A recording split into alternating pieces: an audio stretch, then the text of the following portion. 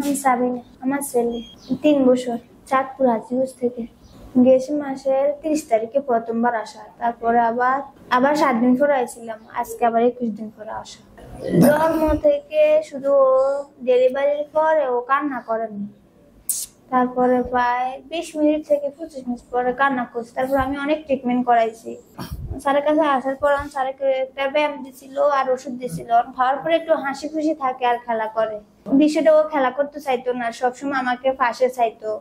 সবসময় তো আমি পাশে থাকা সম্ভব না, নিজে নিজে একটু খেলা করা স্বাভাবিক, বাচ্চা করে যেরকম হওয়া উচিত এরকম হয়নি। তারপর আস্তে আস্তে তার পরিবর্তন হইতে আছে, খেলাধুলা করে আর নিজে নিজে একটু থাকার চেষ্টা করে।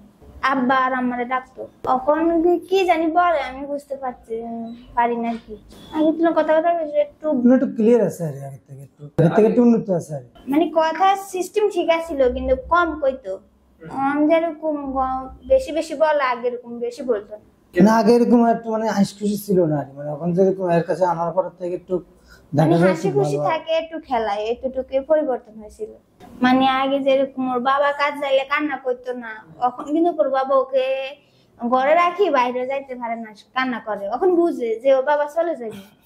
আবার আমি যদি কাজের সময় আমি যদি ওর একলা খাটের উপরে রাখি, আমি কাজ করতে যাই, তাহলে ও বুঝে যে আমাকে ছাড়িয়ে যাইতে কান্না করবো যাই, এরকম বুঝো।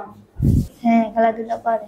জীবন আলো হসপিটালে অনেক দেখাইছে, এগুলো তো ঢাকা, চাঁদপুরে, কুমিল্লা, ঢাকা অনেক জায়গায় দেখাইছি।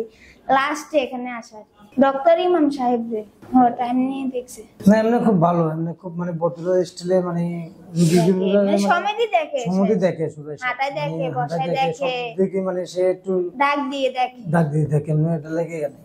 ডাক্তারের কাছে গেলে যেরকম এলাও কম করে, সময় কম দেয়, সময় দেয়, এই স্যার এমনি সময় দেয়।